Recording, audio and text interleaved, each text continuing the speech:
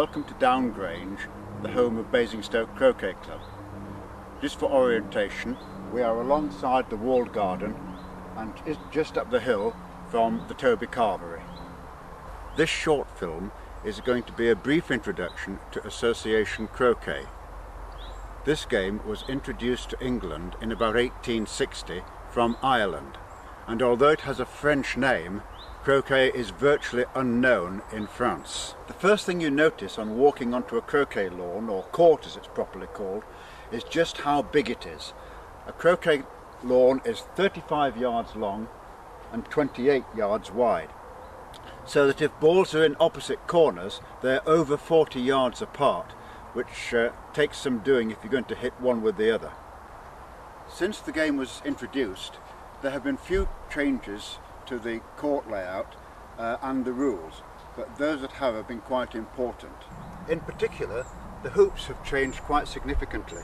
They are now quite large pieces of metal with carrots which go a long way into the ground so that they are very stable. The balls are a consistent weight, a pound each, and they are also milled on the surface so that they grip the grass as they're rolling along. There is very little clearance between the ball and the edges of the hoop. That is actually extremely generous, being about 1/4 of an inch. In championship croquet, the gap is down to about 1/32 of an inch. So how is the game played? Well, basically it's a race between these two balls and these two balls to go through 12 hoops, and then for each ball to hit the peg in the middle of the lawn. So there are two sides. The first side plays with black and blue, and the other side plays with red and yellow. And sides, as in tennis, can be either singles or doubles. In singles, one player plays with these two balls and the other player with these, and in doubles, each player has their own ball. So how do we play the game? Well, the principle is very simple. If you hit one ball with another ball, you have another turn. So, if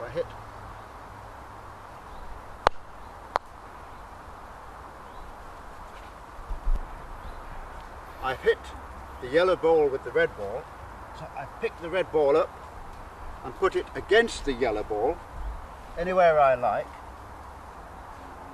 that, and then I have my next shot. This is called a croquet shot. This is how the game gets its name.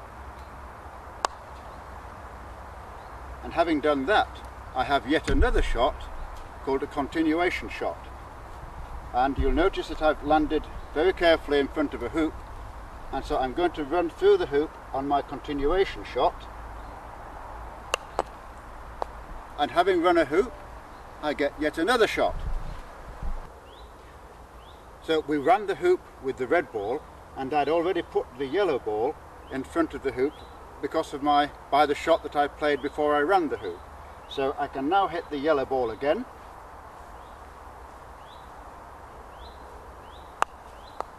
And now I have to think about going through some other hoops. The next one in order is hoop 2, which is like 15 yards away, and the one after that is across on the other side of the lawn. And as it happens, I've managed to get the other balls in the right places to run those hoops. In order to run a hoop, you have to have a ball already beside it to play off, as we did when we came through hoop 1 and I played off the yellow. So I'm now going to put the yellow ball by the next hoop but one in order, hoop 3, which is across the other side of the lawn, and I'll then play off the black ball, which is in the middle of the lawn. Just adjusting my croquet shot, making sure that everything's in line.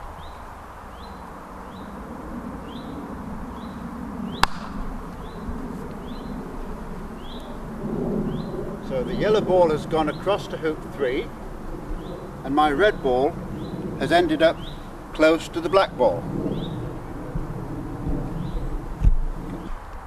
So here we are. my red ball is close to the black ball, and the black ball is what's called a pivot. It stays more or less in the centre of the lawn, and we use it as a catch-all. So all I need to do is to touch the black with the red. Now I can pick up the red again and play yet another croquet shot to get over to the blue ball, which is beside hoop 2. So I now put my red ball alongside the black. I'm going to leave the black ball here, and I'm going to play the red ball so that it's close to the blue. The black ball must move slightly. If it doesn't move, it's a fault. So I'm going to play the red ball across to the blue.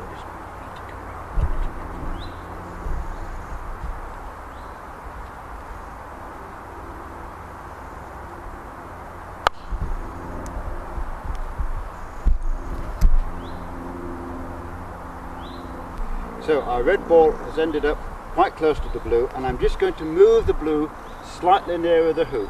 It's called a Croquet when you just hit the other ball. Very gently. There we are. So having hit the blue ball, I can now pick up my red ball again, put it somewhere alongside the blue ball in preparation for running the hoop. And this time, after I've run hoop 2, I want to be going to my right, so I'm going to put the blue ball on the right of the hoop after I've run it.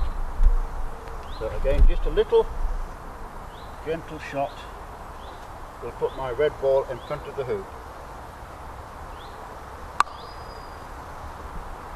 There we are. And I run the hoop.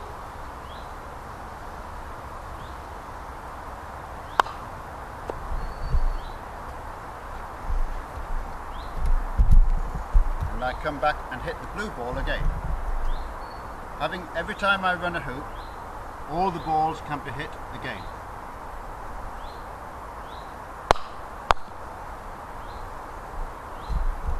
So basically, that's all there is to croquet. It's a sequence of hitting one ball, the other ball, running hoops and so on, but you have to do it 12 times with one ball, then 12 times with your other ball, and then hit the peg in the middle with each ball in turn. So that can take quite a little time, depending on how good you are. Obviously, people who play croquet have different levels of ability, and so there is a handicap system which evens things out to some extent.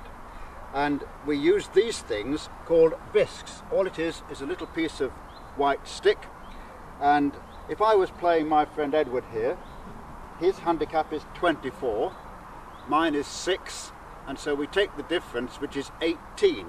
So Edward gets 18 bisques, and here they are lined up, 5, 10, 18 altogether. And what those enable him to do is, if he wishes, if he makes an error or something, even without making an error, he can improve his game by taking a bisque which gives him a completely new turn, which is basically to hitting all the balls, running hoops, just as you would do if you just walked onto the lawn. So bisques are really very, very powerful tools indeed, and you can win or lose a game by how well you use your bisques. So here we are. This is the final hurdle, hitting the peg with each of your balls. And of course this is where the phrase pegging out comes from. It's a croquet phrase, to peg out, to end the game, to die. And hopefully we don't all die after hitting the peg in croquet, but it's a signal event when you win a game. Now if you'd like to come and play croquet, you are most welcome. We only play here between April and September each year, but we have an indoor event usually in February, and people will be most welcome to come to that. And we have details on our website, and you'll be able to see this film as well on that. And details of the club will be coming up shortly on your screens. Thank you very much indeed for watching. We hope you've enjoyed watching this little film, and do come and enjoy playing croquet at Downgrange.